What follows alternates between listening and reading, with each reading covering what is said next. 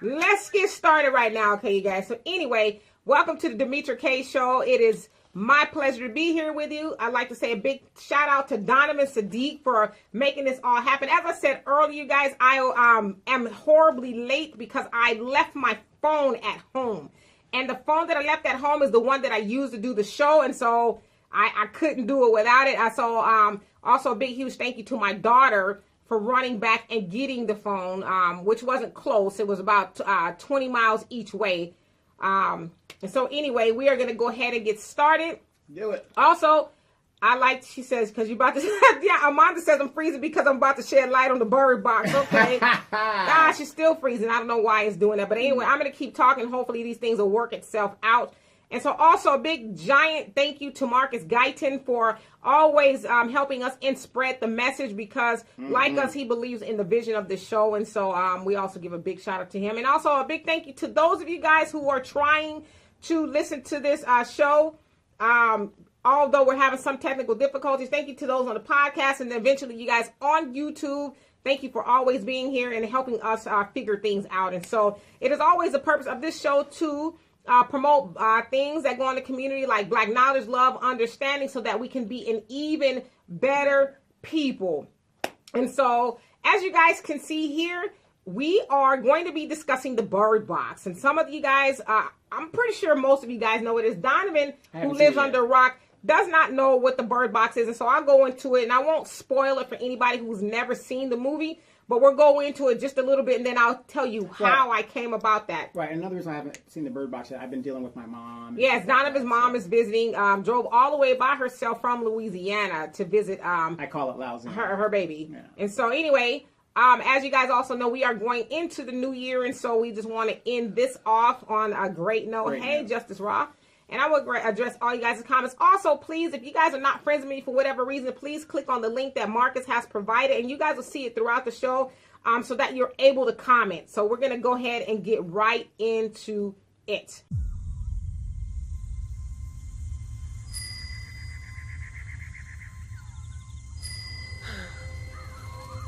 Where are you? Please don't leave, Rachel.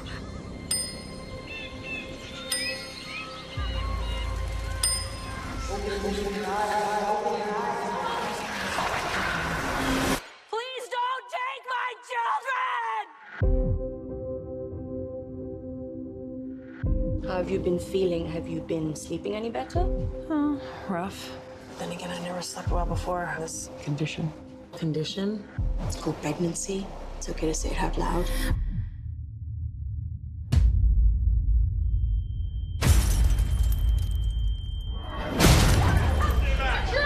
Something's happened. Can you just please drive? Did you see something? Come inside!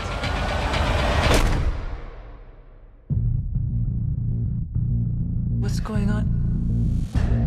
People describe seeing an entity that takes on the form of your worst fears. Oh my God. What are you looking at? What did you see? What is wrong with you? Please stop it! We can't stay here. Every contact we have had with the outside has brought us death. Your kids, they deserve hope. Every single decision I have made has been for them.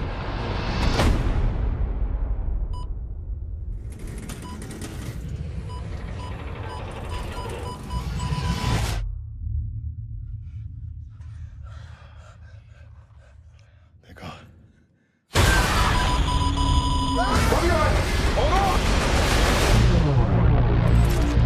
Listen to me.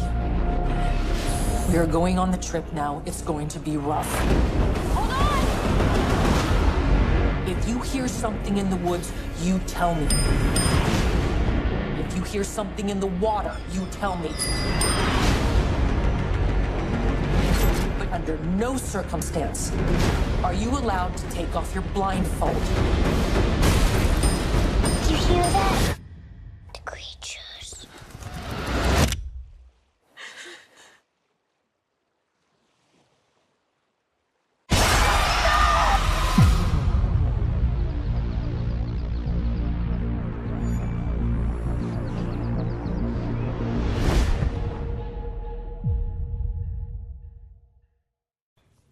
Okay.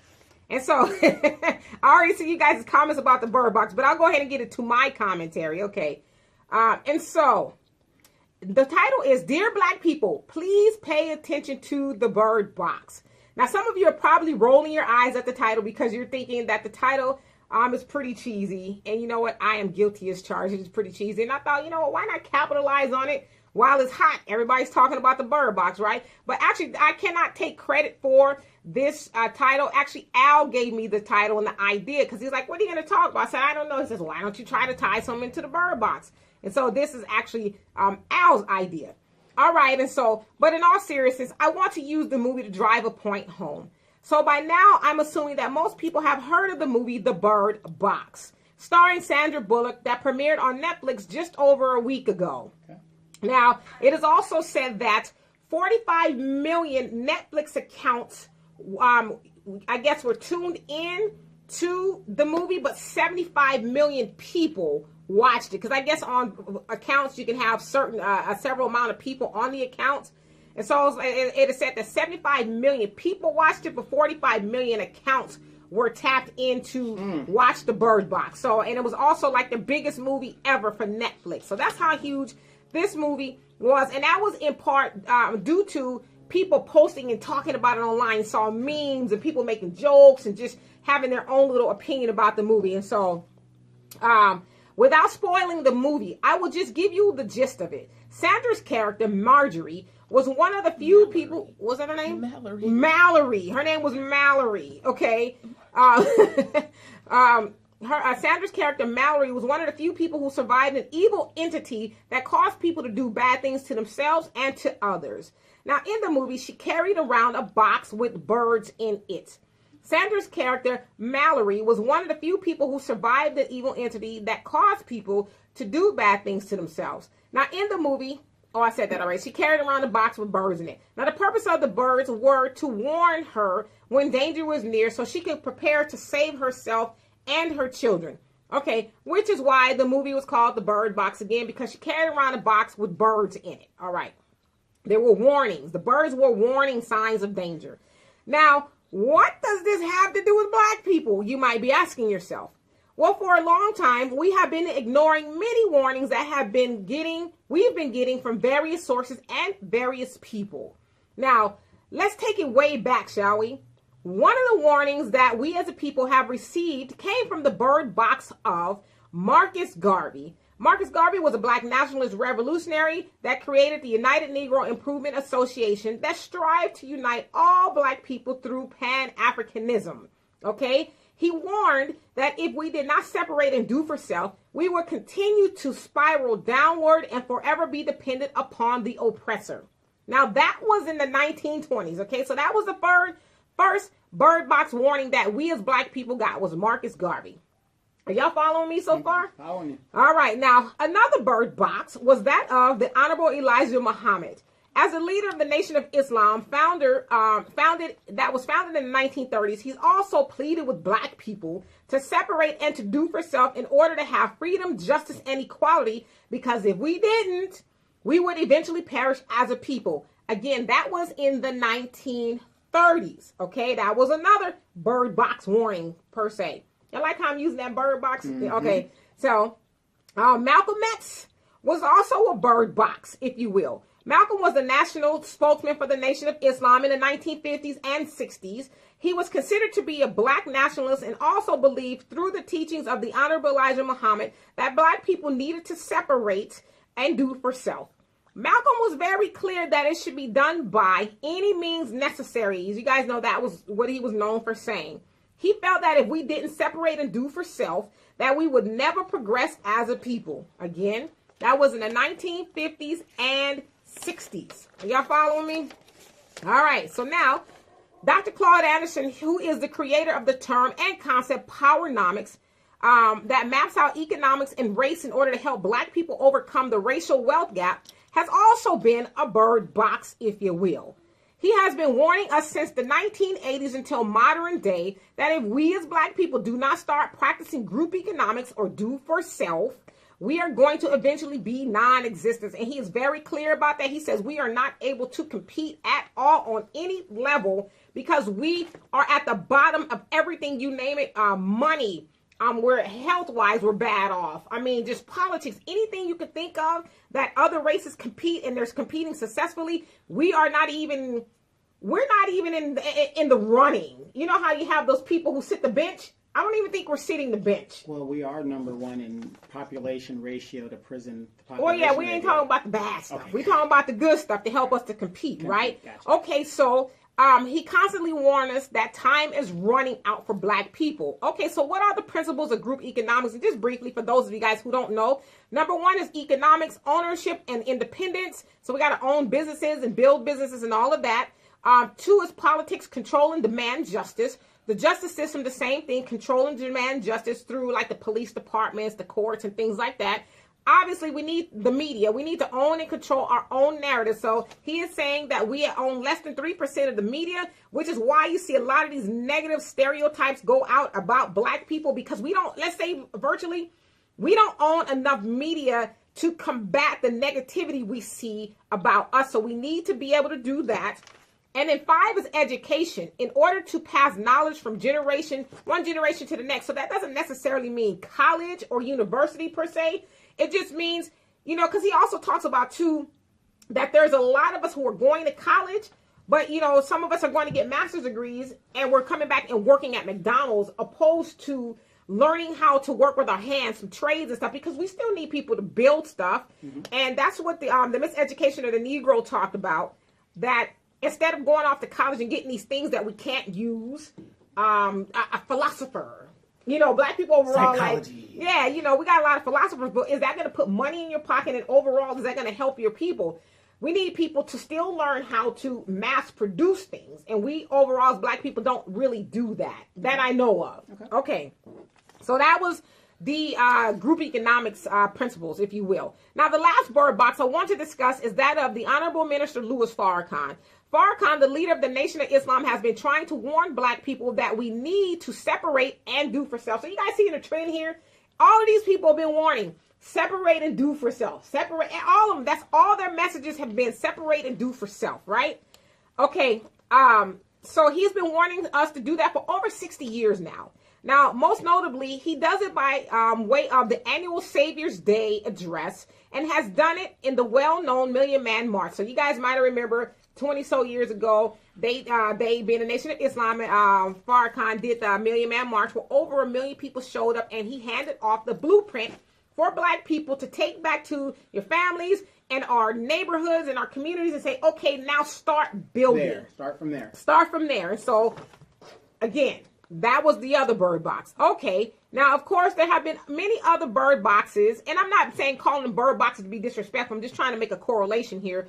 That have been warning black people, but the aforementioned ones are the ones that I chose to highlight, because I think for the most part, we all know who those people are. And I know you guys can think of a million other people who can liken to a bird box, and that they're sounding the alarm to black people to wake up. Okay. And so I ask, are we going to start paying attention to the bird box? And why have we been ignoring it? So, all right, I'll get to you guys' questions. And so, if you guys want to... I forgot the topic. No, I'm joking. Go ahead. Donovan hates when I put a lot of information in, but because, you know, I know somebody eventually is going to say, well, where does that got to do with? So I want to make sure that I was clear in why I was... Obviously, I'm using the title because it's trending, but I also thought, well, and like I said, Al was the one that gave me the idea to tie it into those people who have been sounding the alarm for black people, which is what the birds in the movie did for her and other people. Hey, there's danger coming, you know. And if you guys as black people are in any doubt about us, we are in danger. So you're saying it's the fourth quarter? Well, we're past the fourth quarter. 2 minutes ago. 2 seconds. Gotcha. 2 seconds, okay? All right, so I get to all of you guys' comments. So I hope I was clear about that. And so, again, you guys click on the link. And Marcus, I wasn't able to share it from the group for whatever reason, so I'm still figuring it out. But click on the link, and you guys can go ahead and comment. And so Justin said, what's up? What's happening? Ben says, only bird box I want to see now comes with fries and a drink. I saw your post about the Bird Box. You weren't really in love with the movie. Hey, Jonelle, so happy to see you here. He says peace to you as well. Yes. It's a movie. Okay, gotcha. It's a I'll check it movie. out. I'll check it out. And Jonelle says peace to you as Peace, well. my brother. Peace. And Matter hey, of fact, Steve. I recently added Jonelle to my Facebook. Okay, account, cool. so cool. And then Steve says, good evening, just got in, yay. And then it says deep correlation so far. Well, thank you, because I was like, I don't want it to sound cheesy and silly. What happened? What happened? I'm just looking at you because he's got like a lot of noise going on. That's my daughter. She's like chewing the gum like, yo. Like popping. Right. Sorry. Oh, and Al says, is everything okay? I didn't think it was going to be a show today. No, as I said earlier, for those of you guys who wonder why I got on a little bit late, I left my phone at home, and I realized I left my phone at home when I got to Donovan's driveway. And I live about 20 miles away, and my beautiful daughter so graciously After you just ran me went and got it for me. And so that's why we were a little bit Well, late. actually, about 11 miles away. 11 miles away, but you know, with the traffic. Yeah, traffic. It's actually 100. 12 on GPS. There. Oh, God. Right, right. Okay, now they're going to fight about the miles. But anyway. Hey, Belinda, he says, we ignore because it's uncomfortable for us. Okay, but let me ask you this, because I agree. Why is it uncomfortable? And just as you say, fear of change. But okay, let me ask you this. Where are we fear of changing from? Because if you kind of really think about it, we've been the same for a very, very long time. I mean, even the same to where none of us were even here. That's how much the same we've been. I mean, even before, probably my mom and my dad, you know, my mom would have been 67 and my dad is 75 almost. So even probably right around their time and before, everything's been the same. And so, like, what are we scared of changing from? You know what I mean? And then Belinda also say we have to get comfortable with being uncomfortable for change to happen. I compare it to someone starting to go to the gym for the first time. You have to get over that hump, being uncomfortable, and see more. Oh, it keeps moving. That's why. And experiencing pain to get to the results you desire. No, I agree with that. So if I get what you're saying is like, and maybe the tie-in what Justice is saying was like we're afraid to get started. But it's like, look at all the stuff that's coming down on Black people. And we're going to get into the shutdown because somebody wanted me to talk about the shutdown. What shutdown? The partial shutdown. Oh, government shutdown. Yeah, that one. The third one that we've had this year. The longest one so far. Sure. Because right now everybody's kind of cruising uncomfortable. Well, it doesn't affect me. You know, I don't work for the government and, you know, I'm getting my social check. Right. But that's right now. That's right now. So we're going to get into that. And then Jonelle says, thanks for the ad, Donovan. Yeah, absolutely. Okay, and Al says, would you read my take on the Bird Box from my page? I can't, because I can't go into, I can't leave here. Okay, and then so, just as institutionalized. Yeah, I mean, clearly we're institutionalized, but it's like, golly, we're talking about Marcus Garvey from 1920. And like I said, even then, Marcus Garvey was trying to get us to change. Not us, because we weren't there, but our grandparents. Or even my grandparents were, you know, born in 1927, 1919. So they were babies. But the point that I'm making is like, wow, almost 100 years now, the alarm, the bird box, if you will, has been sounding for us. Hey, you guys, we need to separate and do for self. Otherwise, we're going to be in so much trouble. Remind me to read that after the show. Sure. So we got to hear, Al, we'll read it after the show. And then Justice says, we have adapted to all their systems, right? Which is why it's important for us to separate. And though I understand for a lot of people, that's unpopular. Like, well, separate and do what? Separate and go where? What am I going to, like, I like where I'm at. This good white man? Yeah. Where you going to go? All of that. I can't. To get a better house than you get here. Right. I can't imagine. Now, you know, a lot of leaders, in the past have said, okay, well, maybe not, because Marcus Garvey was like, yo, let's leave here. He's trying to go to, I believe it was Liberia. Let's leave here. But there's a lot of people who are like, well, we could probably, there's a big chance we could do it here.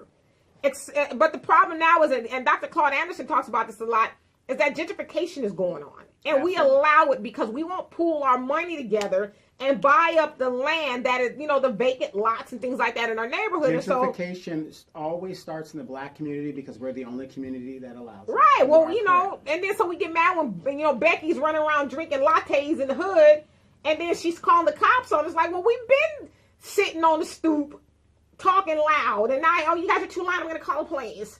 Well, that's our fault in a way. And so I agree with you, Justice. And Belinda says it's uncomfortable because we were born and raised into the culture of racism and oppression. It is all we know. Therefore, we don't feel like addressing it. Right. And I agree with you. Because that's what I was saying before. Our grandparents, it's just, we don't know any different.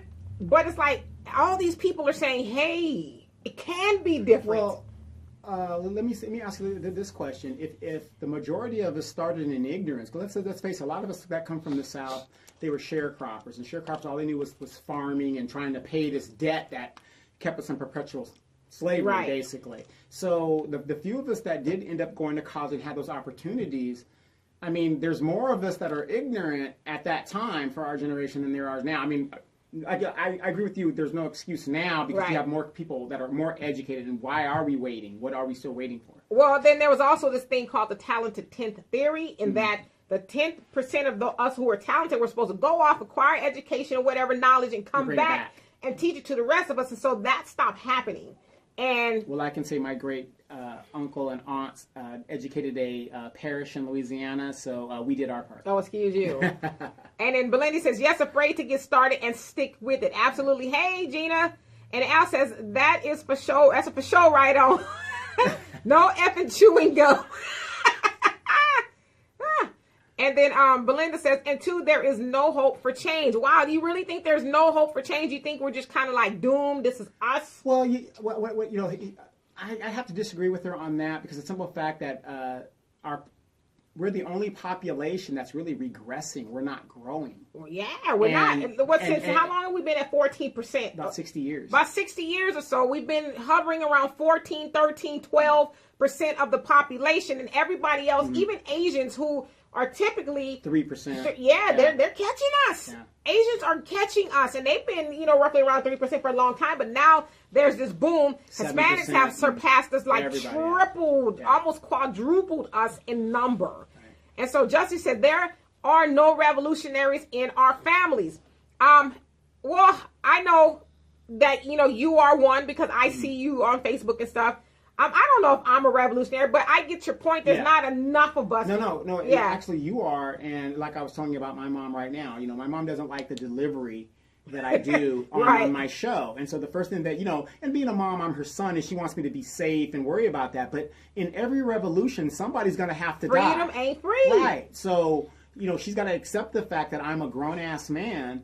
And I'm gonna have to do what I gotta do. Right. And I know. Well, that's your mama. Your mama, the mama in you. And in our culture, a lot of moms, what do you say it? They dehumanize or demand the men in the family. Yeah, they feminize the men in their families to where there isn't a lot of guys willing to take risks on not something my baby. Right. All right. Hey, Samuel says the birds were warning, but they were trapped in a box. But at the end, they were set free. I like that. I didn't even think of that. Like a people brought and trapped in a box of impending doom. Those equipped with the wings of knowledge of the time and what must be done. You know what? That's a great analogy because, at the end, the birds were set free. That's not telling the movie, just, a small part of it. But, yeah. So imagine if we heed the warning. I know the birds, were the warning. And then, gosh, if we just do some of those things, like it is said that if we open up, if 10% of black people were to open up businesses, that would, help alleviate the unemployment rate. Now, of course, open up businesses and hire black people, but that would almost get rid of the unemployment issue in our community and the lack of money. If we were just to open up 10% of us were to open up businesses. Can I ask a question? How can you open up a business in a community? He says, I'm naming the birds. I like that. Right. Yeah, I wish I would have consulted with you before I did this, so I should have called them the birds. Got it. But how can you open up these businesses when you're dealing with a community that now glorifies negative activity?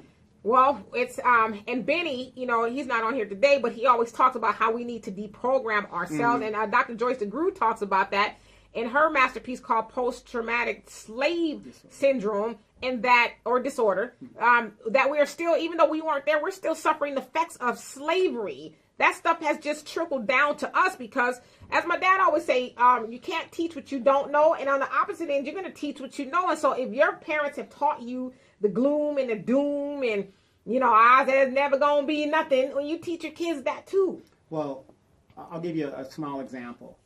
you're raising your kids, you're in the park, you see your kids throw trash on the ground. I've seen young mothers that will look at the child threw trash on the ground, and won't say anything to correct them. It's the smallest things that you can do that could make such a difference. Well, I will put this challenge out to you. Okay. I know you're scared, and I would be too. But if you see a mom doing that, as a kid do that, be like, hey, we all got to live here. Do you mind having your son or your daughter pick up the garbage? Only if you're brave, though. And Al says, too many of us won't pay attention to the signs because the birds has already pooped on us. Wow, really? That's deep. Justice. He says, back then we owned more and were educated less. Now we are more educated and own less. Ain't that something? Because you're right, and that's what Carter G. Woodson talked about, and that we've sent everybody off to get educated, but we became what you call like educated fools. Oh, I know everything. Mm-hmm. You can tell me nothing. But it's like when they came back, well, white people weren't going to hire them because we got our own thing, and black people were like, why do I need a philosopher for? Right. Or, there was an article in Time magazine where they were talking about Uncle Thomas on the Supreme Court and his wife, and it's like in that day, why were black men felt to be successful? They had to marry outside of their race. I don't know how they got to feel successful to marry outside of their race, but from what I understand, a lot of black men were like, hey, that's the ultimate prize, to get something that was so forbidden to me, and that's Massa's woman, and she wanted him too. So, and then Samuel says, greetings, have to leave soon, and MC a Kwanzaa program. All right, well, have fun, and good luck with all that. I hope everything goes well. And Justice says, back then we owned more, because I read that already. And then Jonelle says, but just as in Get Out, The Purge, etc. Now the Bird Box, and next is Us. Yes. Have you seen that movie, the premiere or whatever, the trailer for Us by Jordan Peele? Awesome. And he says, how many signs does it take? We done had the KKK, cops, COINTELPRO, etc., but we still pray to illusion of inclusion. Oops. It keeps moving, that's why. Okay. Illusion of inclusion, all which bears witness to our mental dead state. We have to be awakened to liberate mind to do liberating things, and we must have liberating minds to forge the way. But we so dead, we fight the birds in the box, aka our liberators. No, absolutely. It's like, gosh, at what point in time are we going to listen to somebody? We're talking about 100 years almost, you guys. So at some point in time, somebody's got to be right. Because if you think about all their messages were the same. Were they perfect people? No. Every last person I mentioned was flawed. Everybody was flawed, but their message was good. Something that will help us, because if you think about it, their message of separation and do for self, everybody else does that. Everybody else lives separately, if you will, and they do for themselves. Like I was telling my daughter the other day, I said, let's say this shutdown goes on indefinitely, months and even a year. Who is going to be the most affected by the shutdown? It's going to be us. I said that in February, and I know it's not predominantly black people on the food stamp program. I know it's predominantly white, but it's a lot of us disproportionately. It is said that in February, the funding is going to be up for that if they don't resolve this issue. And so that means, I can't remember how many millions of people will get these foods. I think 45 million, maybe I could be wrong, maybe it's more, on this food stamp program. So it's, how many of those people are black people? Okay, so let's say that we have to go to the bartering system. Who we gonna barter with? Like if I'm Mexican. Mexicans got Mexican grocery stores everywhere. So if Humberto or Guadalupe could give me credit. Yeah, you know what? Hey, my friend, I need, oh sure. Now if I walk my ass up in there and try to get something, they gonna be like, no credit. We don't, right. So we don't, what are we gonna do? How would we save ourselves? And let's say this shutdown lasts for a very, very, very long time. What are we going to do? And then so Justice says, right on, people are so caught up on how it said, then what it said, yeah, you know what, he did this and he did that, he did. Like, okay, but is what he's saying right? Like a lot of people take Dr. Umar to task. Yeah, he's a flawed character. He's got some issues. He hasn't done everything perfect, but gosh, his message is pretty spot on. I mean, that's just me. And he also say regarding revolutionary. And then Sammy says, we need to get our survival kits together and quit watching the false tell-a-lie vision, tell vision to your lie, or lies to your vision, that is feeding us radiation and killing us. Absolutely. We need to stop being comfortable. Donovan always talks about what is that you say? When you go to escapism. Escapism. Donovan always talks about we like to participate in escapism a lot. There's nothing wrong with escapism, watching TV and movies and things like that, but it's like you gotta balance that out with, like Reality. you said, reality. You know, getting some knowledge, getting prepared, because God forbid something goes down, what we gonna do? Exactly. You know? Hey, Romel, and you say fear of a black planet because all the PE, because all other races want to be with a black man / woman, so the percentage is only that of blacks. How have the other or mixed folks risen? Well, I mean, they have. I mean, and then they said that we are 17% if you include mixed people that are mixed with black. So, because not all mixed people claim black. Claim black, exactly. Some mixed people, if they're white or black, say, I'm white. They can do that. And so he says, haven't seen the movie yet. It's on Netflix. You should check it out. Give me your opinion. And Al says, what about the BS my mom was telling me that all the success she received was only from God and not her?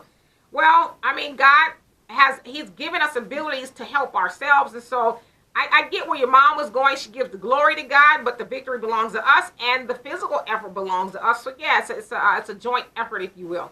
And Belinda says, all I have to offer is free medical services. Is that acceptable to barter? Well, I mean, For some folks, it is. Yeah. you have a skill that everybody needs. Everybody's gonna, but good luck, because they got doctors too, you know.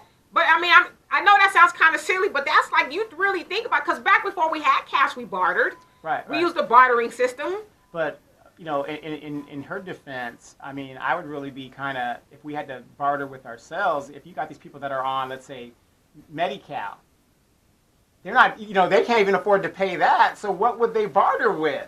Right. I mean, and for now, the Medi-Cal system is up and running, but let's just say, I mean, Trump has already said we're going to freeze the pay raise of all these federal workers. So y'all ain't getting no pay raises. You know, and the funny thing about that, my mom's a federal worker, and the funny thing was that was something that was already approved last year. Yeah, they were looking to get this money in Yes, January. January. He's like, I need my wallet, and then I'm just going to have merge this in. So the shutdown, for those of you guys who don't know, the partial shutdown is something that happened about a week ago because Trump wanted his $5 billion. I want my wall. I'm going to say, get me, but don't give my wall. Right. Give me my wall. Pretty much. So he needs his $5 billion for the wall, and so the Democrats who control the House was like, no, you ain't getting it. And so he was like, well, fine, I own the shutdown. That's what he said. That's it. I own the shutdown. The shutdown will be on me, and I'm basically not budging until I get my money for and my that isn't wall. how government operates. Right. But here's the funny thing. They were going to give him $25 million back in August. And 25 billion, sorry. 25 billion. Okay. To, if he would sign off on DACA. He said no. Oh, that's kind of counterproductive to what he wants, right? But in government, that's how government works. You give me something, I give you And that's something. almost too good to be true. You know damn well he ain't going to sign off on DACA, which is why they made it 25 billion. Right. So how serious is he really? Is he really? Right. And so about that Jonelle says that's why liberators must teach and put liberation to practices despite all odds within or without. The one with the vision can truly listen to those without, the haters and the naysayers, the liberators, the ones with the vision, got to keep on pushing and planting seeds for the benefit of the whole and invest in truth and reality in the future, I think it meant.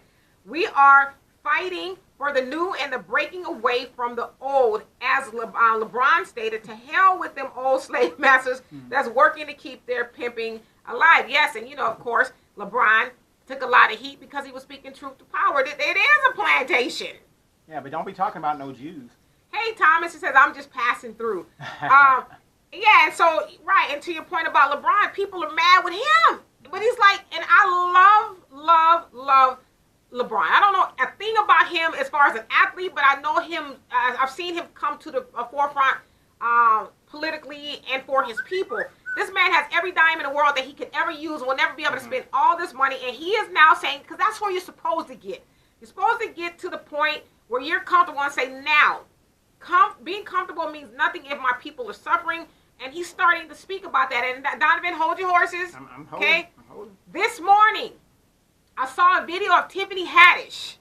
Somebody had given her a fur coat, and she basically said in this video, Peter, don't come for me, because if you do, I want to know when you're going to start complaining about the black people that are murdered by the police. When you start doing something about black people who are murdered by the police, then I will start listening to you. I was like, okay, she got me as a fan now.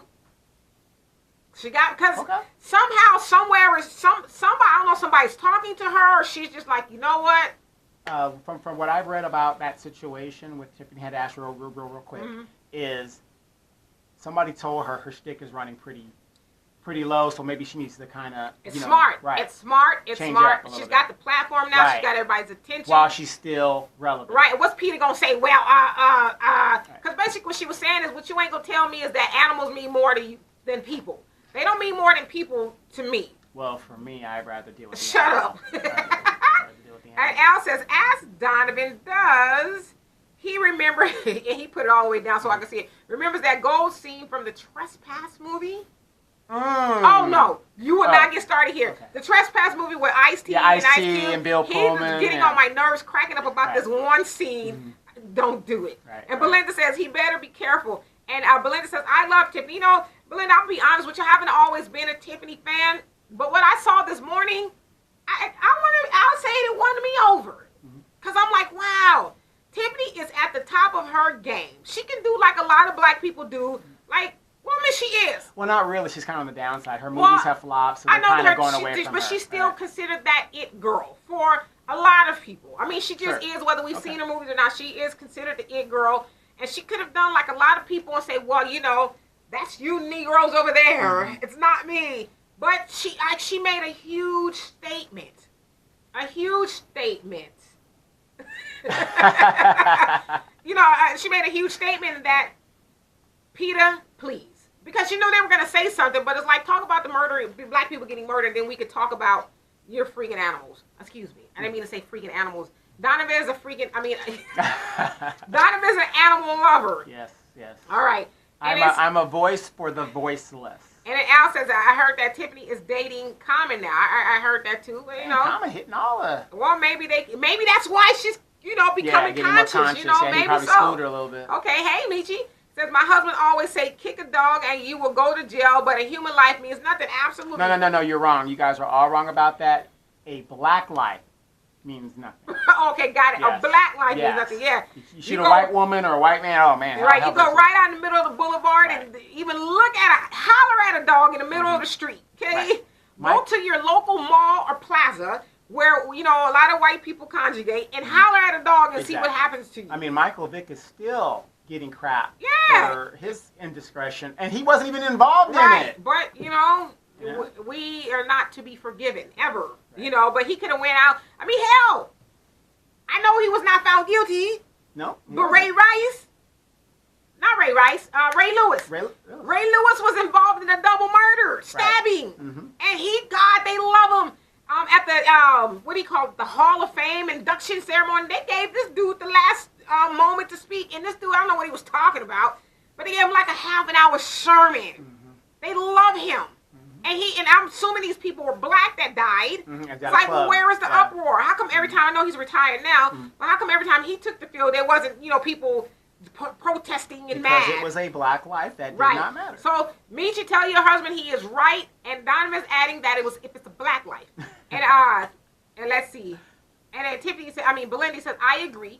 And then so Michi says, okay, a black light. I mean, because think about it.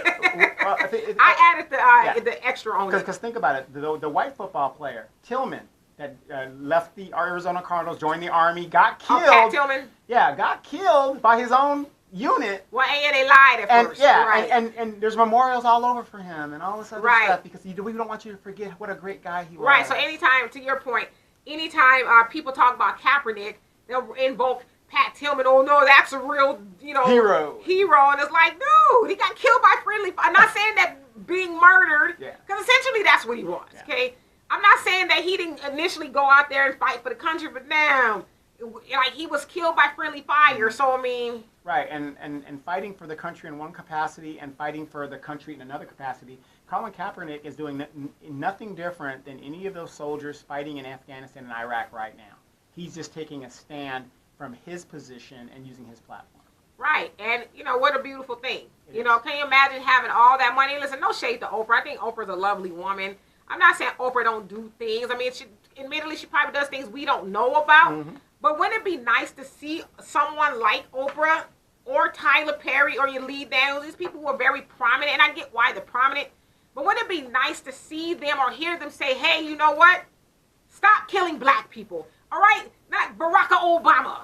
You know, he's not president anymore, so I get it. You know, okay, when he was president, there were certain things he couldn't say, and he had to tiptoe. But okay, you ain't president no more, brother. That's nice. You got a nice, wonderful music list of 2018 you want us all to listen to. Your basketball bracket. All of that other stuff. But what can you now, can you say something for black people?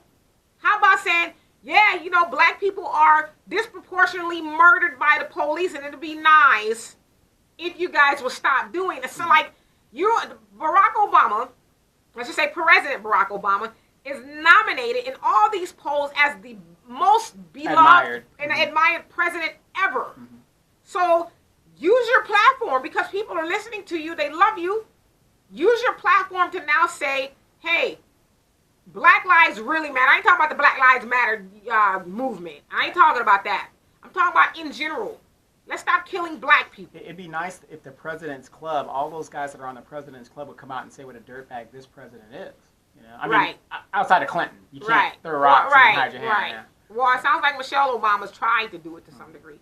And then Michi says, my husband says, says, why no black soldiers are never recognized or given a Purple Heart gold medal or gold star?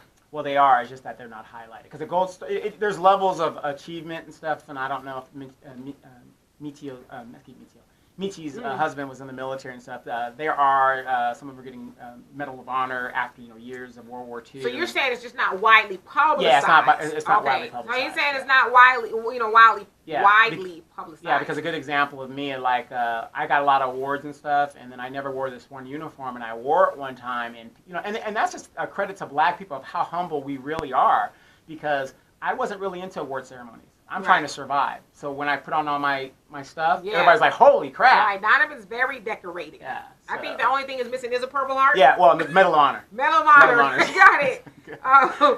And then let's see here. And so Brandy, you said nope. So you don't think Oprah or any of them is going to speak out? And Belinda says, I think they have said it in their actions. So they've said it in you say pro-black people or against black people. And then Marcus, and you guys, please, if you're not able to comment, click on the link somewhere in here, and you'll be able to comment. And then Marcus, you say, you got to go back and look how long Oprah's been arguing the point in fighting that fight, even back when she had her own show. Okay, and so again, like I said, I'm not saying, I don't know all that Oprah does. I'm sure, as I said, Oprah does a lot of stuff we just don't know about. Because in essence, you are supposed to do stuff for people and not, oh, look at me, I'm doing this now. I mean, if you're supposed to like be humble about it. And so again, I'm not saying she doesn't do anything, but I'm just saying in general, But then I've also heard the other side of this argument too. Maybe Oprah is one of those black people who are like, you know what? I'm not going to waste my breath and resources on, because we know she does stuff in Africa, but African Americans, because maybe they don't want to change, So I'd rather go and fight the fight where they are trying to change. I don't know. They haven't spoken to Oprah yet. So, so anyway, and so how are we doing on the podcast? Just keep on going. Okay, and so I don't see any more comments. So again, as I said, you guys, if you want to comment, please click on the link or send me a comment. And if you have anything at all, I know we're ending the old year 2018, going to 2019. If there's anything at all you guys want to talk about that I haven't addressed, please do, and we'll go ahead and chop it up, because we got about how much time? 45 minutes, because we did start late. And Tay says, y'all don't remember when Oprah said all the old white folks have to die for the tide to turn in America? Yes. Absolutely. As a matter of fact, she did say that. That's very true. Where people kind of took it out of context. She wasn't saying that we need to go kill people, but what she was saying is that the older white people still embody that racism, that, the racist views, and they just keep teaching and spreading it. And so, I mean, she made a good point, because they're not going to change overnight. You get one or two are like, you know what, I'm going to change my ways.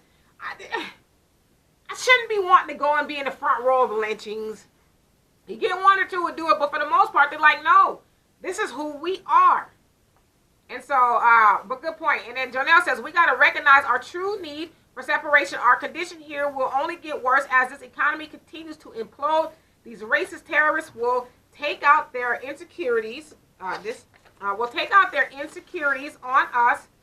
You say, God bless the child that's got his own. That's my father's favorite saying. And black people got to get their own mind and come out of the sunken place. Oprah, Jordan, etc. will not alter until it reached their door. And they may be more damn numb than OJ. God, I can't imagine that, Jonelle. Ain't there's people more numb than OJ? All right. And then Belinda says, I love these chats. Well, we love them too because we can't do it without you. Yes. And then Tay says, folks were pissed. Yeah, they every time, even like when they talk about well, Oprah should run in 2020, you go on these posts and you see people say, oh, well, she said that all white people, and then of course they'll leave out the old and the whole conversation say she said white people should die. Mm-hmm. It's like, that's not what she said. She you know what old white people she talking about. She ain't talking about the white people who was, there in the civil rights. She ain't talking about those people. She talking about the ones that got the kerosene and the 2 wood sticks ready for you. She talking about those people. Right. Those people who have no problems talking about, like I said, I want to sit at the front row of a lynching or a hanging. Like, what? Out of all the things you could sit on the front row of, you are hanging. That's the first thing that comes to your mind. Can I ask you this? Do you realistically think that Oprah will run in 2020? And if she did, she said she doesn't want to. Wait. And if she did, would she realistically be elected as a candidate? Be taken seriously as a candidate? She might. I mean, I don't know. She might. Or she might be taken seriously. Well, I was hoping that you would say, well, look at Donald Trump. I mean. Well, and then in the interview, she did say that. Mm-hmm. She says, well. And I think that's kind of how the whole thing of her running kind of grew legs because she says, well, damn, and I'm paraphrasing, obviously, he did it. Why not? Right. But as you guys probably remember, too, in the old interview, Donald Trump sat on Oprah's couch and said that if I wanted to be president, I could. He said that. He did that. He sure did. So, and then at the time, though, he said he would run as a Democrat. Right. Right, and so. No, he said Republican. Oh yeah, he did. He said it right because they call him stupid or something. Very stupid. Yeah. But he was saying, but he was a Democrat at the time. Mm-hmm. Oh, he's always been a Democrat. He's still a Democrat to this very day. But what that goes say? No shade to anybody who's a Republican. Mm-hmm. But what I say about Republicans is that this man can say this on camera, on tape, video, whatever you want to call it, and say they're so stupid. I can run and I will get elected. And here he is, sneaking up the joint, right? And so. As I said, I only see Tay's comment. I'm sure some more coming in. If you guys want to talk about anything. And again, I'll just go ahead and talk about the shutdown just for a little bit until I see some more comments because somebody wanted me to address it. But as we know... Wait. Before you do that. Sure. Before you do that. Oh. Okay, so I'm going to read this. And Al says, in 2019, I want to see more black women humble... I want to see more black women humble themselves. Some think they are the stuff. Ooh, my ex once told me that her cookies are, I can already tell her cookies are magical. I said, that's why all your baby daddies disappeared. Wow. You know what? Silly. And Marcus says, I think we need to start taking a hard look at Cory Booker. Yes, Marcus wants to talk about Cory Booker. Hold your horses. We need to take a hard look at Cory Booker for president, period. What do you guys think about that? Cory Booker being president or running for president. He says if he is worthy, then we need to get an early start in supporting him in campaigning. What do you guys think about Cory Booker? And I'm going to read this really quick, ending off the Bird Box conversation. This was from Al Jackson. Now, he says, I actually enjoy watching the apocalyptic and ominous movie Bird Box. Here is a film that actually makes you think. Quite honestly, most black people won't like it because it's unlike the abysmal and fortuitous BS our people are accustomed to, enjoying like Girls Trip, Night School, or Medea. I will take the liberty to divulge some of the info that will help. My prophetic revelation and synopsis is this. Mallory and her 2 kids had to travel blindfold so they wouldn't perish. The family faced adversity as they proceeded to their destination. The enemy began speaking to them in a familiar voice, trying to convince them to remove the blindfold, which would have caused them to die. The birds in the box represented the spirit/discernment. They became perturbed when the enemy appeared. Not just next year, but every year, it is imperative to know who you are and not listen to every voice. Ignore the toxic negativity false accusation, lies, doubt, being misunderstood, jealousy, rejection, and people's opinions, stupid ideologies, and BS. Your mental and physical health, brands, businesses, and dreams dissipate because you listen and care what they think and say. I encourage you to say F them and just live your best life by stepping out of the bird box. Very nice. Very good. You like that? I feel like by the time I got a thesaurus to read all Oh, that. Deanna said you had too many big old words in that, but no, she said she understood them. People don't. I ain't gonna lie, I didn't understand all those words, Al, but you know what? Very beautiful Very and good, very insightful and a different take on the bird box. And Jonelle, he says, like, why should they change? They have zero atonement in them. If they wasn't hollow, we would have reparations. Our conditions wouldn't be downtrodden, and the whole planet would be in true civil meltdown, advanced state. These people only think to improve their Zionist Albert Pike, the founder of the KKK, global plan for a Jew world order. And you also say, God makes all things new, and the former things shall pass away, even that chair. So Booker may want to book a new seat in his own house, vision, idea, and dream. So I'm taking it that Jonelle is saying he's going to pass on Cory Booker. I'm going to pass as well. Donovan, why are you going to pass on Cory Booker running for president? Everybody got to understand that these people all have the same donors. Donald Trump even said that, hey, I give the both sides, whatever. Cory Booker was against the pharmaceuticals and that major vote that was going to bring down the drug prices and things like that.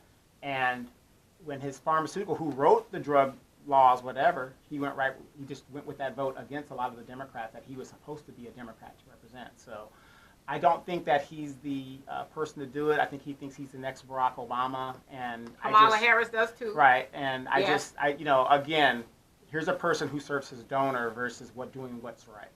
Hey, Rona, in my opinion, and she says Booker is a neoliberal, and Al says Cory Booker needs to put his no good ass back on the shelf. Damn.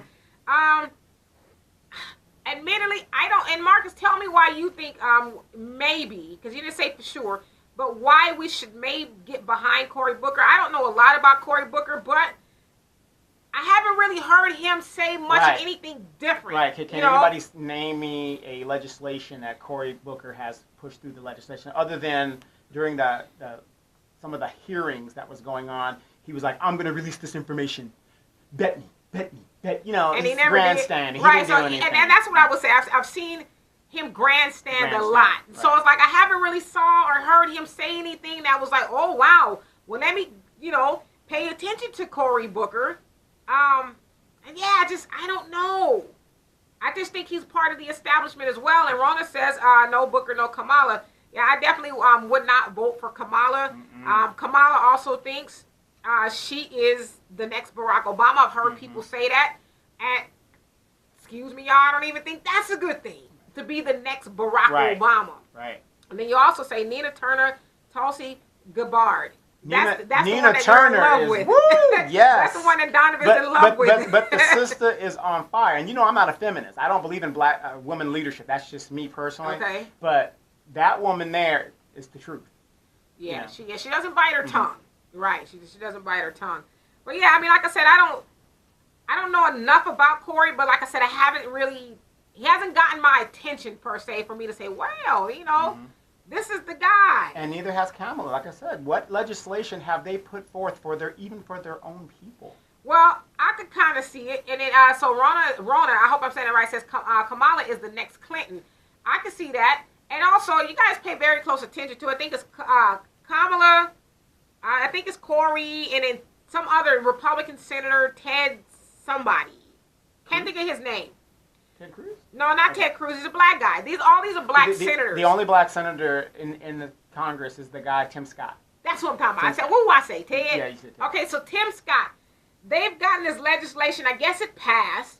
Anti-lynching. Yeah, make this anti-lynching law that they tried to get passed for over 200 years now, dating way back. They've always fashioned the bill, but it never passed the House or Congress, if you will. And so I guess that got it to pass. And so what they're going to try to do is dangle that, and especially the black people. Oh, we got this anti-lynching law passed, and this is why you should vote for us. Like, well, I was significant on the surface, lynching is murder, so ain't that already Capital One? Ain't that already a federal crime? It's like, let's pay attention here. Okay, and so Marcus says, honestly, he's the lesser of two evils, period. And I think if we were very vocal in what we expect, he will have time to agree or disagree with our needs and concerns. I don't know. Like, I think he'll be like most of them. Yeah, sure. Yeah, I'll do it. And then when they get in there, it's like, I said that. Basically, put it like this. If he could make it and he becomes a Democratic nominee against Trump, I would vote for him just because of that. But just like Obama previously, he would be put there for a specific purpose, and it ain't for black people. Wall Street. Exactly. And then, and Rhonda says Sanders, and I hope I'm saying her last name, Gabbard. Nina. Nina. Because I know it's Nina Turner, but I guess she has. Oh, yeah, Gabbard, whatever, yeah. Okay. And so she's saying that's who should be on the ticket. Okay. And she's a state senator from Ohio. Okay, so. Right. And then Al says he's done a lot of hoorah and amen, brother noise. And that attracts black people to the polls for him. Yeah, and that's exactly what's going to happen. And we're going to get duped again. You know, and I'm not saying we were, let's just be real. We were duped. We were duped by Obama, okay? Anybody disagree? I know Obama's a great dude. I'm not saying he's not. He's not. Yeah, he was put there for a specific purpose. Okay, I'm going to say this. Obama was great cosmetically. You know, he's a nice-looking guy. He kept the country from ripping itself apart. Well, yeah, he's got the swagger. He makes a hell of a, this, that, and the other. But let's be honest. Look what he did to Libya.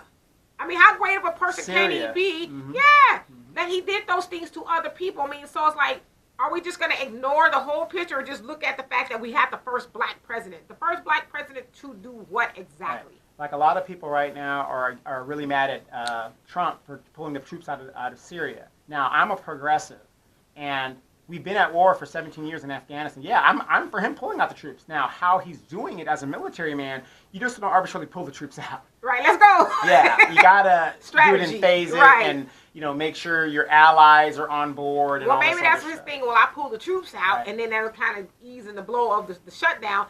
Because let's be honest, I mean, it's a distraction. I hope I'm wrong, but the shutdown is going to last for a long time. Somebody's got to give. Here's what's going to happen. Okay, January 3rd, the Democrats are going to come into office. Nancy Pelosi, who has the majority now, you guys got to believe this: when you control all three sides of government and you can't get your wall, it's never going to happen. Right. So now the Democrats are going to come in. Nancy Pelosi, they're going to pass a bill to open up the government.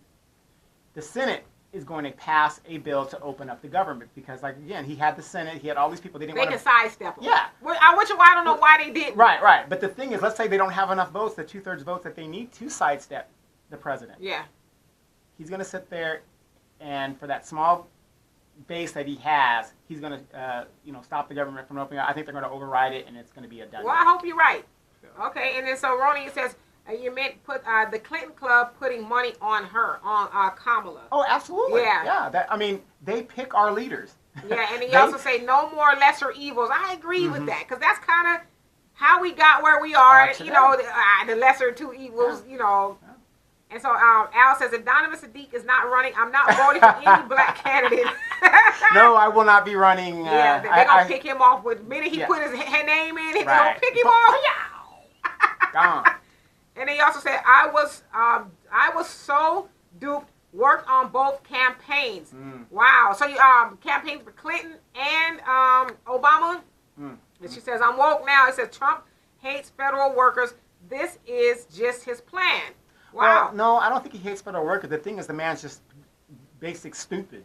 He doesn't know how government. He doesn't know how government works. That's stupid and spoiled. Right. I want my way. Exactly. Gosh, it's like he thinks because you're president, he's a dictator, and it doesn't work. That he doesn't understand how government works. But look at all the, and this is just again what happens, and because we've all done it. But this is what happens when you vote against your better interests. Exactly. People voted for Trump. A lot of let's keep it what it is. Say what it is. White supremacists voted for Trump, and a lot of them are government workers.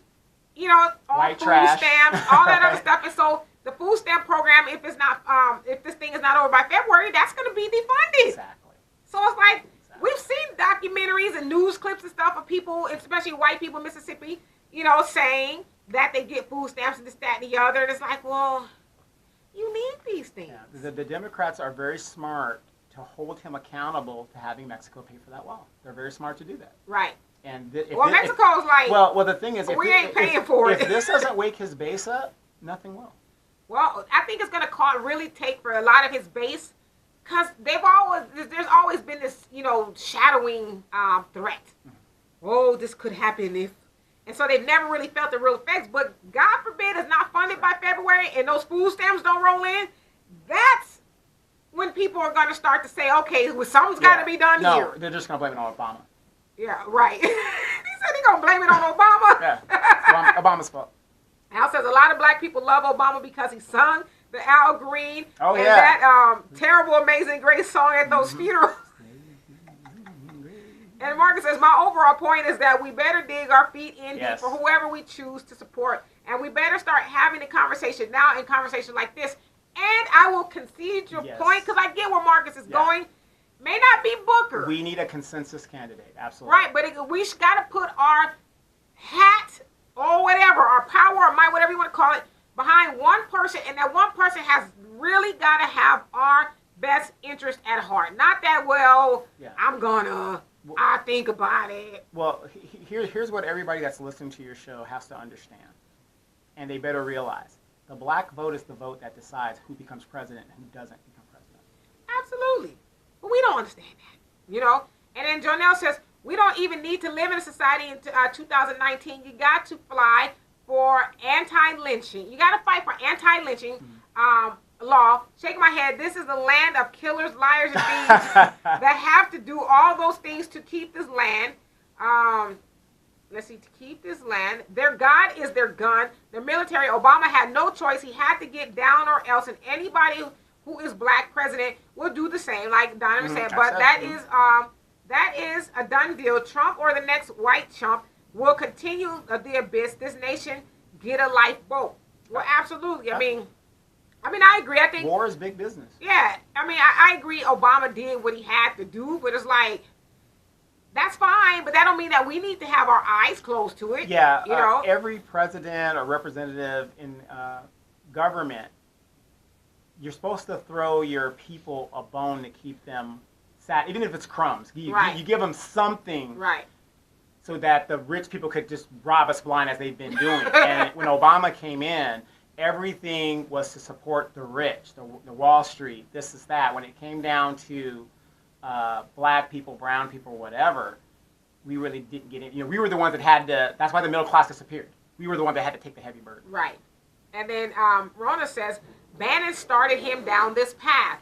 Yeah, and look what happened to Bannon. Yeah, gone. Yeah, right, and he mad. He's like, because to your point, Rona, they were actually calling Bannon the president. They said, that's the real president. Trump is just a puppet, because Bannon was calling the shots. And that's, too, when the white supremacists was really, rampant, because their leader, if you will, was in there calling the shots.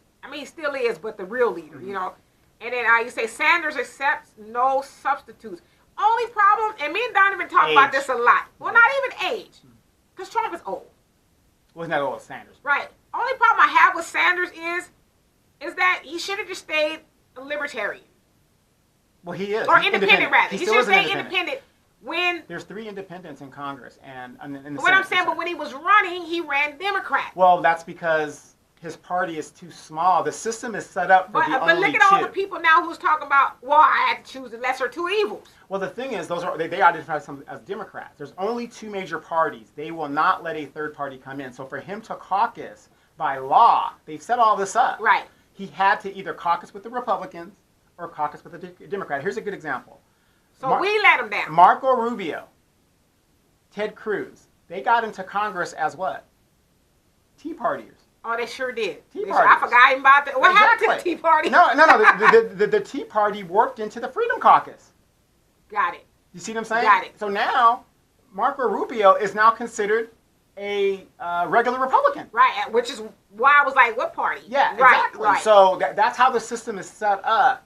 No other party is going to come and say, okay, let's say he did say as an independent. It's the lesser of 2 evils. Right. Got it. But he had to caucus with one or the other. That's how the system's set up. And then Marcus should say, if the Democrats were smart in their opinion about Donald Trump's wall, they would easily tell him his base is among the wealthiest 1% It will only take 2 or 3 of them. Now, mind you, they're probably at $20 million now. I know Right that's now, a far at away, the, but at the, still. at the GoFundMe. That's Right. just GoFundMe. It will only take 2 or 3 of them to give what he needs to build his wall and then some. Yeah, I mean, they're working on it. No, that's because the people that he's talking about, they know the wall's bullshit. Right, okay. They're not going to throw their money away for that. It sounded Yeah. good, you know. Ah. And then so Ronnie says, hope and change, great marketing. Yeah, that's that was Obama's thing, yeah, exactly. hope and change. Hope and change. And then she also says independents can't win. So she agrees Right. with you. Right. And then she says, yes, we need to take over the Democratic Party. Progressively, yeah. Yeah, take it over and take it over with the right intentions. The far left. Yeah, the not far left of the right, not just telling us what we want to hear and then don't deliver. You know, because not it always makes the point. They're just 2 wings of a different bird. Now they are the Democrat and the Republican Party. They're showing us different things, but they're actually doing the same thing. And every 20 years, those parties flip. Right. They flip. And then Tay says, don't forget Stephen Miller is still in the White House pushing the White House national attention. Yeah, what happened to him? No, he's still there. I mean, because you don't hear much about him. I don't know if they said, you know. Yeah, they want to keep having but, people low profile. Yeah, before he was really. Yeah, and that other dude that has a weird last name. Oh, he's still there. He's with can't- the yeah, Department of whatever. Yeah. Yeah, I think he's part of Treasury. the LGBT community. I can't think of his name. He has a weird last name.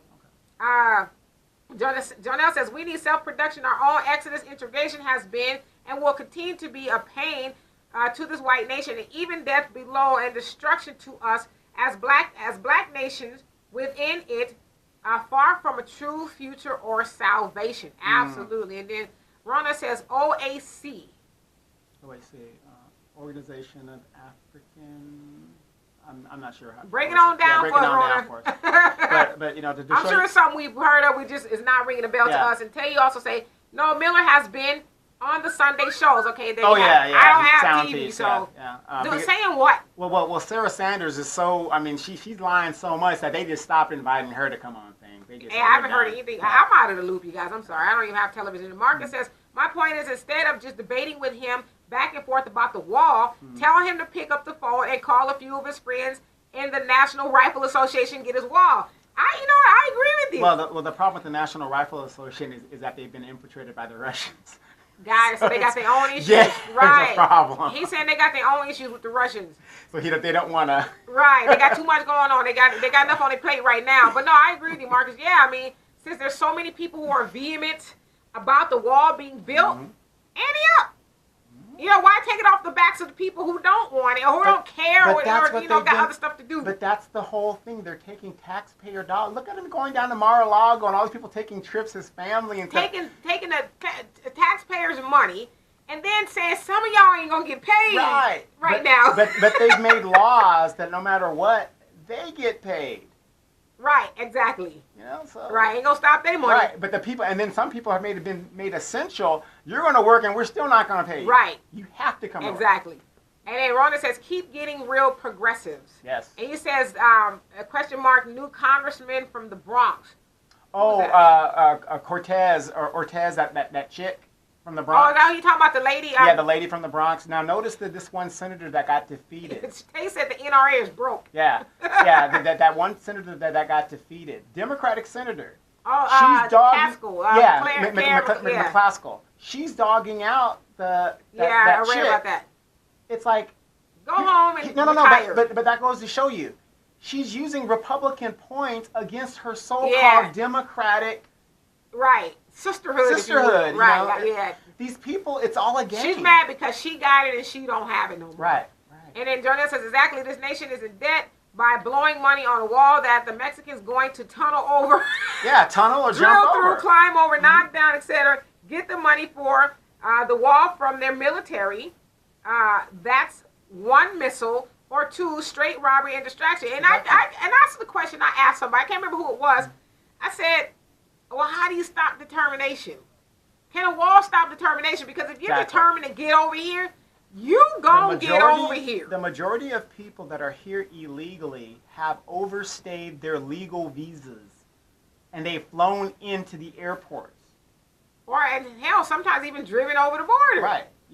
Those of us here in California, we know the migrant workers come over, pick the field, at least they used to, and they would go back over. And if you go down to San Ysidro, that's an open border. They could come over, shop, and go back home. Right. Back home. I mean, come on. Right. So, I mean, I agree. The wall is a sham. It's a sham. It sounded good when he was trying to get elected. I'm going to build a wall, and Mexico's going to pay for it. Right. But, you know, that was red meat like a mug, y'all. But think about what you can do with that money by not spending it on a wall. You could. Well, but the thing about they got money. These people making decisions, they don't care that the little man is struggling. Yeah, matter of fact, we're going to make you struggle more because you ain't going to get paid. And then I read this fool.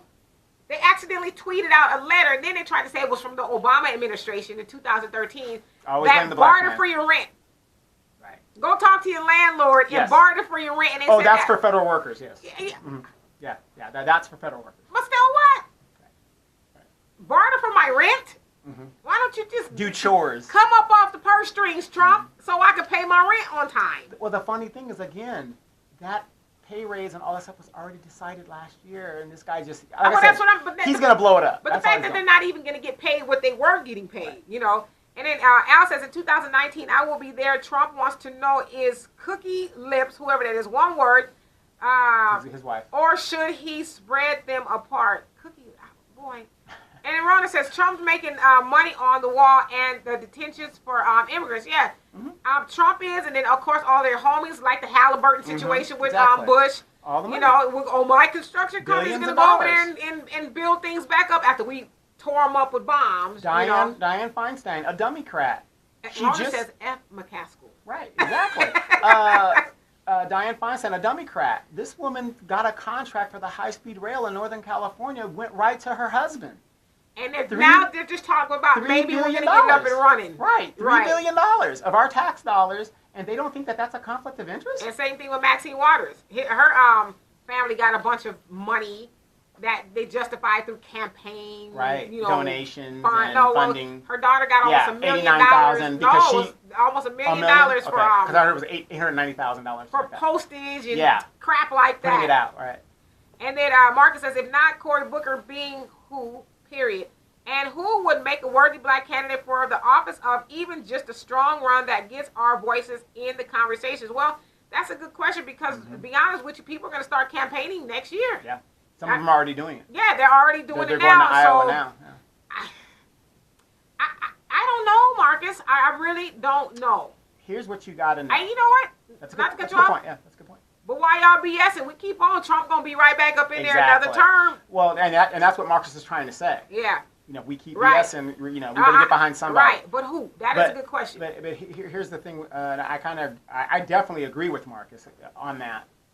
If we do not get behind that consensus candidate, they're already in Iowa doing that. Our leaders have already been picked. Believe it or not. It's going to have to be somebody who, I don't want to say not on the scene, but somebody who's not in. But who is that? Right. Because if you ask me, they're all in to some degree. And let's see. And Teddy says these people are launching their children over their existing border fences just to get here. Damn. Throwing them over the fence. Golly. Determination. How do you stop that? Now, let me ask you this.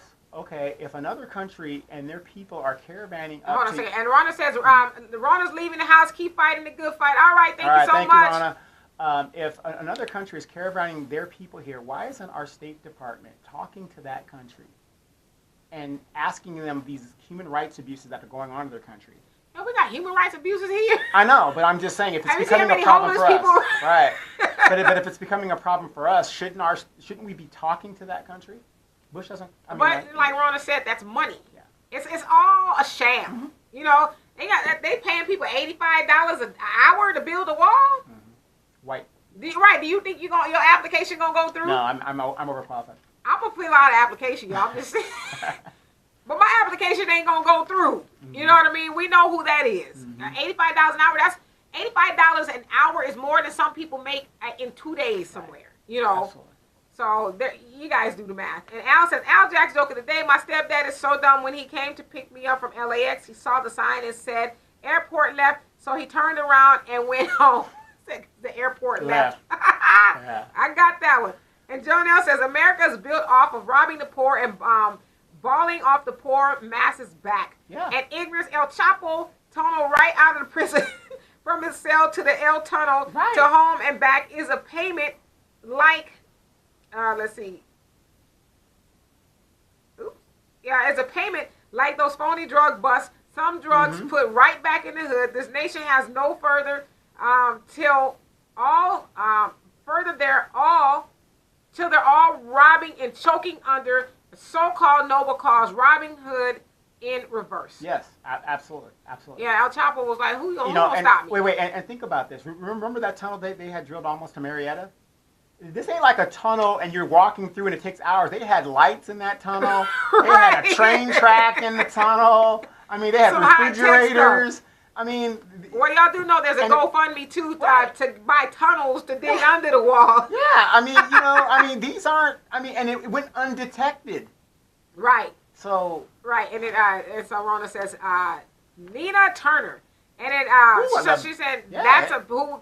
I mean, is she interested in running for president? Well, the problem is her thing isn't profile because she was a state senator. It isn't high profile. Yeah, but she is on CNN, so getting some let's check her traction.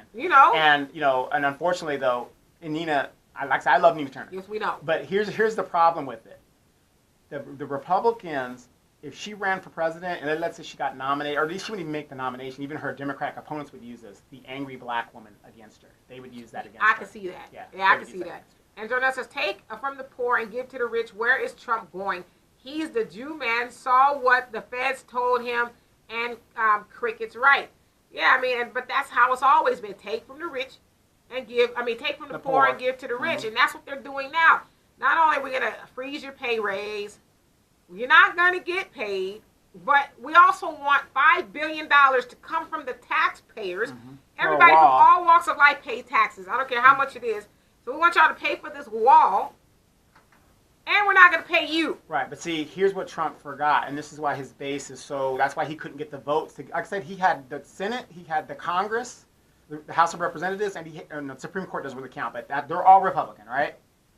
When people realized he was asking the taxpayer to pay for the wall, he lost a lot of support. That's why he couldn't get it passed. Right. And then not to mention, or forget rather, we're going to all be in a new tax bracket when we file our taxes next year. 2019, the tax brackets change. The amount that you can make and not be taxed or taxed as much has changed. And your FICO score will change significantly. So, stick it to us even more, why don't you? But they know what we know here in California. We had a Democratic Assembly and a Democratic governor sign a law that none of us voted for that increased our registration for our cars by... a lot. Yeah, like almost 20%. Yeah, by 20%. Yeah, I was like, well, it's supposed to be going down, but it was more than it was last year. Our gas went up, everything like that. And they know one thing that, we all talked about it. We were mad about it, right? Everybody was upset in California. Voted for it. But what do we know? We didn't even vote for it. We didn't get a chance to vote. Right. They passed it on their own. What you gonna do? Nothing. Yeah, keep on paying more money for the gas. Yeah, you're going to complain. What, you're not going to pay the registration, then you get told? Right. You're going to hoo and ha, but what are you going to do about it at the end of the day? Nothing. Right. We need to do what France did. They said, put on this yellow vest, okay? Exactly. And the president was like, Okay, we changed our minds. Yes. Yes, but that isn't going to happen chicanery we was trying to do to y'all, we changed our minds, y'all. But that's not going to happen here. Right. Because that's what they know is going to happen. And Al says, ask D&D, why is it that most black preachers are against gay people? Honestly, honestly, if it wasn't for the gay community, the black churches wouldn't have a choir director. This fool here. Well, I'm going to say this. I'm not a pastor, but I do know the Bible a little bit, and I don't think it's necessary. Well, some are against gay people, but I don't think that's the premise. I think if they're going off the teachings of the Bible, it says that homosexuality is wrong. That's the Bible. I'm just saying what the Bible says. Homosexuality is wrong. It's an abomination is what it calls it. And so that's why they do it. So some people say they're against them, and some people say, well, they're just preaching the Bible. You be the judge. Right, or some say, hate the sin but love the person. Right. But yeah, it's true. A lot of them are choir directors. They be directing the hell out of that choir, though, okay? I appreciate that. Because, you go to church and you hear... You want a show. You hear, grandma and them, sweet Lord.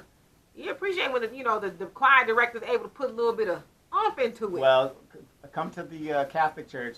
Kumbaya. A lot of harmony. Kumbaya, my Lord, kumbaya. It's harmony. I thought you was going to say Kuninbaya. No. But no.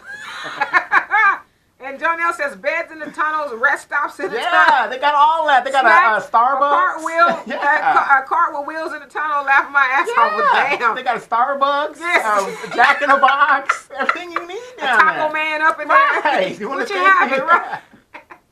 Undetected. Right. And Marcus says, I think the Russian investigation on, the Russian investigation on over to the wall is really nothing more than a distraction to allow them to deny us an opportunity to be heard.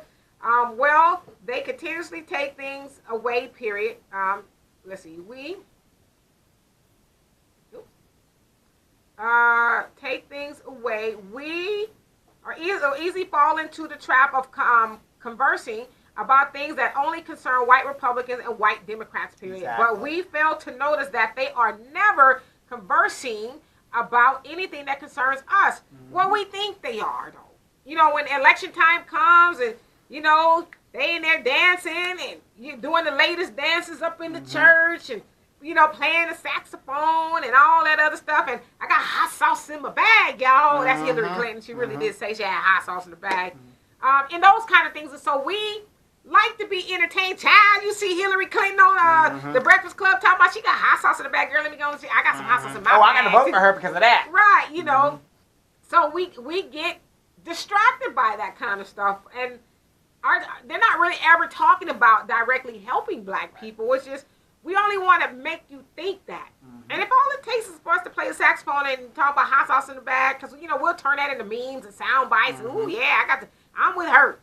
Then that's all they need to do. And Jonelle says they're going to skim that 2019 tax money major and saw people taking their Xmas gifts back because of the government shutdown. You got that right. You got that right, brother. Shoo. You never should have picked them up. I mean, I'm just saying. People ask me, oh, how was your Christmas? Did you spend a lot of money? I didn't spend no money. Huh? No. Not at all. It was just like any ordinary day to me, you know. Except that everybody was home. Yeah, you know. There wasn't a lot of traffic on Christmas Right, Day. but that's a shame. We got to take it back. Give me that Xbox. Yeah, you got it. We on the shutdown. Yeah, we if we shut down, your Xbox is shut down. But here's another thing. Here's another opportunity for us to reset as black people and say, what are our priorities? Yeah, and I'm glad you brought that up. How much time do we have? We got 10 minutes. We got 10 minutes, and so we're going into the new year. And I always say this, you guys. I'm not really big on New Year's resolution. Now, of course, when the new year comes, you're like, okay, let me reflect on my last year. Is there some things I could have done differently? Could I have gone left when I should have gone right? So you do those things. And so I think that is a perfect segue to close. And what can we as black people do differently or need to stop doing in order to go just a little bit further? Because that's what New Year's are supposed to bring. They're supposed to bring things new and change, right? So that's just something we need to do. I would say this for one. I'm going to get to the rest of you guys' comments. I would like to see personally, because this is one thing I'm doing. I'm going to cleanse myself of so much social media. Because I got a lot of things I really need to get accomplished now. I'm getting older and really, and I'm just being transparent with you guys. Social media sometimes takes me away from that.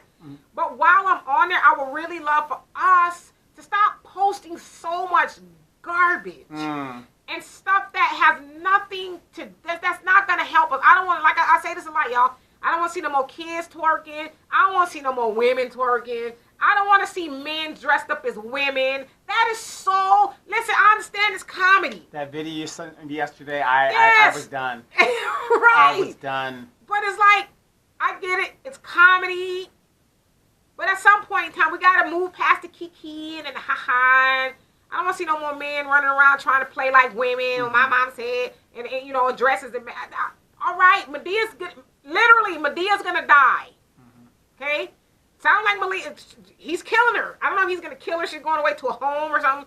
But Medea's going to be no more after his last movie. And so I think all those people who are, the men who are doing the wig and the impersonations, I'm not saying about being homosexual. I'm saying impersonating women.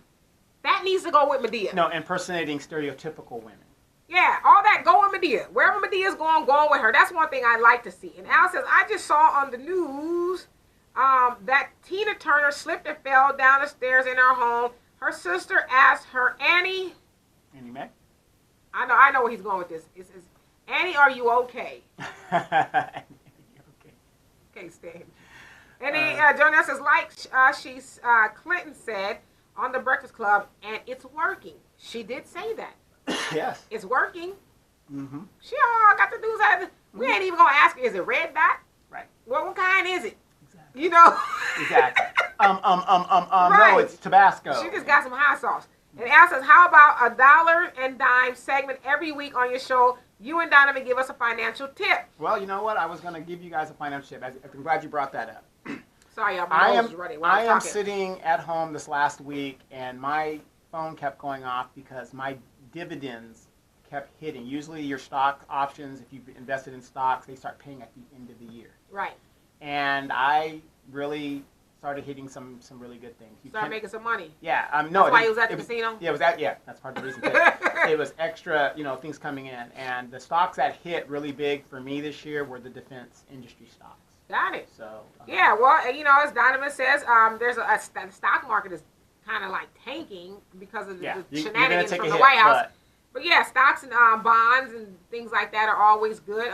We're always going to talk about life insurance here. If you don't have life insurance for you or your children or even your parents, because unfortunately a lot of times our parents go and we thought they were okay. They didn't have life insurance, and so now we're trying to figure out, because funerals aren't cheap, you guys. They aren't.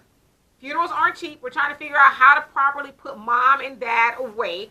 So make sure your mom and dad are covered. If your mom and dad can't afford it, get your siblings together and say, well, this is what it's going to cost. Now, we're not going to be left rich, but we don't want to be embarrassed. God forbid mom or dad goes and we're collecting from the rest of the family. Of course, the rest of the family going to be like, child, I would. But I thought that was your favorite auntie, though. Right. I ain't got it. And rightfully so. They're not, right, it's not their job to bury your mom. But if my favorite auntie had 6 children, why did it even come to me? Well, but I'm just saying, because those 6 children probably don't have. I mean, hell, the average cost of a funeral is now between $12,000 and $15,000, and that's not even the golden casket, y'all. Right. That's a regular, the Volkswagen casket. I ain't talking about the Cadillac casket. I'm talking about the Volkswagen. And I know there's some of the people out there listening saying, "Oh, well, I don't have to worry about it. My dad was in the Army." Okay, let me tell you something. The military does not cover your casket. Right, they have a place for you to go on the ceremony and all that. They have a ground, and they give you a headstone. Right. That is about it. And so we talk about, like I said, we talk about life insurance a lot, but make sure your kids are covered. I'm pointing to my kid because my kid is covered.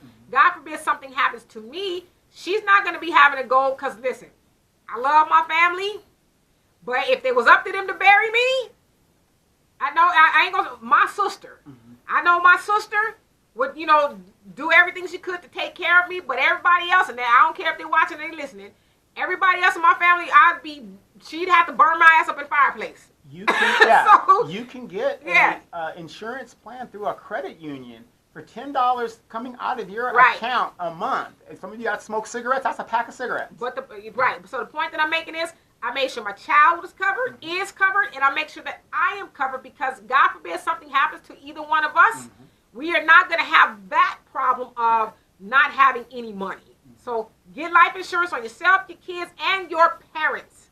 Get them on your parents, because a lot of times our parents are on fixed incomes. Yeah, it's going to cost you a little bit of money because they're older now. They probably have some health problems, but it's not going to cost you as much now than trying to lump together $12,000 to $15,000 on average to bury your parents. And that's for anybody. Right. And if you're a young parent listening to this right now, start hipping your children to make sure you're covered as you age.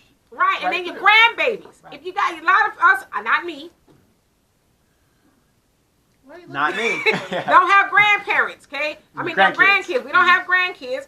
But for those of you who got grandkids, impress upon their parents to get life insurance. And if their parents say we can't afford it, it's $10 a month for a baby, probably, give or take.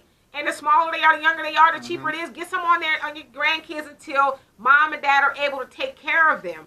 But there should be no excuse. You should not have your children wearing $200 pair of shoes and you don't have a life insurance policy on them. There's no way these kids should be sitting up behind a video game that you didn't spend. I don't even know how much video games cost, but $500, whatever. And you don't have a life insurance policy on your children. That is ass backwards, and it is straight up stupid. I'm here to tell you. The majority of Caucasian wealth comes from life insurance. Yes, it's not only that I'm trying to bury my loved one, but I'm leaving a legacy.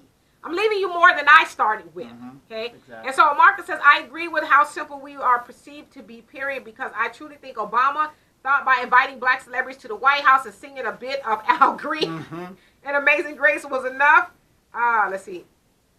Was enough to give him a pass on telling us to kiss his ass. Yeah, I mean, he sang a mean Al Green, didn't he? How much time we got, Donovan? We got 20 seconds on this show. But you can keep Okay, on well, that you side. guys on the podcast, thank you so much. The podcast being Spreaker, Spotify, and iHeartRadio. Thank you so much. We will see you guys next week, and do have a happy new year. And then you also say, but even those are things that we allow. Those are traps that we fall into. Yeah, we like the entertainment. We like the shiny, sparkly stuff. And not even realize it's not even gold, you know? Exactly. And he also say, honestly, we are at rock bottom. When you see a viral video of black men in a room, oh my God, giving head training to fruit on how to suck a D. Yes, I saw that trending on my, it was trending, you guys, trending on my timeline. These men are doing things to cucumbers. I guess I didn't click on it. I didn't click on it, but it was disgusting. It's like, why is that on my timeline? Not once, but a bunch of times. Like, why are we posting this stuff? Who is this beneficial for? If this woman don't know how to do that, she can learn all in private. She doesn't need to learn here on Facebook, okay? And they also say, Al, in 2019, I would like to see women stop posting pictures of them wearing dirty bra straps. I'm going to hurt you. Oh, wow. Wow. Well, you got to remember, some of them that are endowed, like, it's hard to get a good bra. Okay, we don't need to see your bra. That's I'm going to piggyback off of that with you too, Al. I would like to see women put some clothes on. I can't tell you how to dress, but I would like to see women put more clothes on. A nice, shot of your booty online. You just gave a bunch of dudes a free show. Right. I really would like to see women stop escorting themselves on the public media. Yeah, and that's another thing too. I see people posting these live shows, and hey, I'm the first to tell you, I get on there and report it. Yeah. Of these women twerking and opening their legs. It's just disgusting. Well, some of them are there's like on the verge of having sex, and it's like, why are we? And then, like, there's 65 people watching right now. But on these videos, there's thousands and thousands and thousands of people watching this, and I always comment, this is not black excellence. And Jonelle says, there's no new without a liberated mind. We need to renew our brains with reality, truth, as you're saying, time out for the nonsense. We truly can't afford it. If it's not elevation, we need to bypass things that don't grow us or renew us on all levels, especially in mind. Yes, just get rid of it. We need to just shun that kind of stuff. Just shun it and shut it down. Stop spreading nonsense. And Al says, when my stepdad died, his family played at the funeral celebration by Cooling the Game. Stop. It says, I'm glad you are wearing that big shirt so you can keep that fanny covered, really. Well, you would never see it on here anyway. But anyway, I don't see any more comments. And I thank you guys for hanging in there, even though we started late. As I said, I started a little bit late, a lot late, because I forgot my phone, and I need my phone to do this. And so my apologies. That has never happened, and nor will it ever happen again. So never say never. I'm going to say that will never happen again. Never say never. That will never happen again, okay? Just like I will never eat chitlins. Okay. Can I never say never? Never say never. I mean, it's like if the apocalypse happened or something, I might have to eat a chitlin. Exactly. As long as I can have some hot sauce. No, I will never eat chitlins, okay? And I will never leave this phone again. Okay, even though I got to staple it to my forehead. Oh, there you go. So anyway, you guys, I appreciate you guys dearly. And if I see any more comments past Al, I will go ahead and address those as we leave. It is always my pleasure. Again, a big, huge thank you to Donovan Sadiq for making all this happen. The podcast, the YouTube, his studio, and the whole nine. He's here visiting with his mom. And so Happy New Year to everybody out there. Took the day out to do that. Also, my daughter, she sits here, and she's kind of like the peanut gallery. She's going to be a little bit more interactive in this show. Unpaid intern. Unpaid intern. She's like, that's what you say. Also, as always, to Marcus Guyton for helping us spread the message of this show. Mark. Because more people, it could be anybody sitting here, just as long as somebody's sitting here that's, delivering the message that we need to hear. And I try to do that. Also, if you guys have anything that you want me to talk about, and happy Kwanzaa to you, Richard. If you guys want anything that me to talk about, comments, questions, or concerns, please hit me up. I will do the research. I will never just come here and just kind of go off the top of my head unless I'm knowledgeable. And so, again, you guys have a great new year. I guess we'll see you next year, y'all. We'll see. I always want to say that. Yeah. We'll see you guys next year. And it also says, never say never was Sean Connery's last James Bond movie. Yes, it was. Terrible. Number 7. He says it was terrible. Yes, number 7. Him and Roger Moore did 7 James Bond movies apiece. You guys, you know what? Y'all watch too much TV.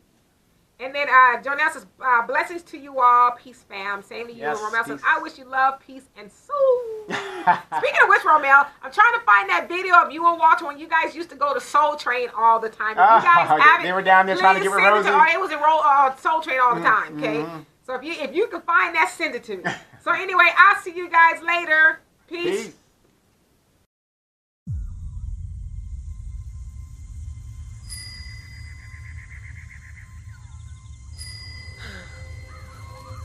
Where are you? Please don't take my children.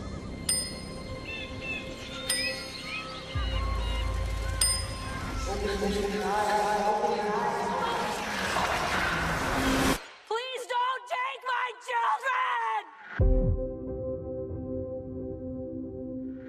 How have you been feeling? Have you been sleeping any better? Oh, rough. Then again, I never slept well before this condition. Condition? It's called pregnancy. It's okay to say it out loud.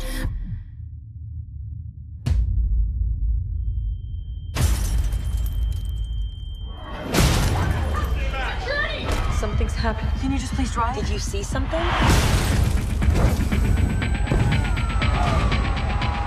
Come inside!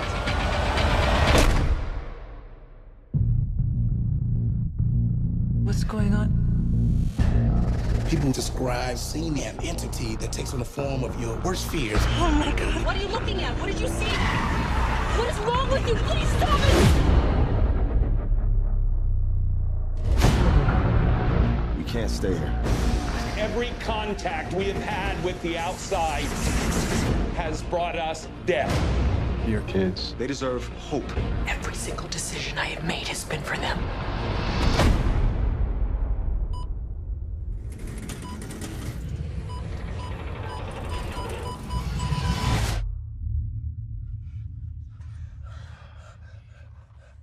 They're gone.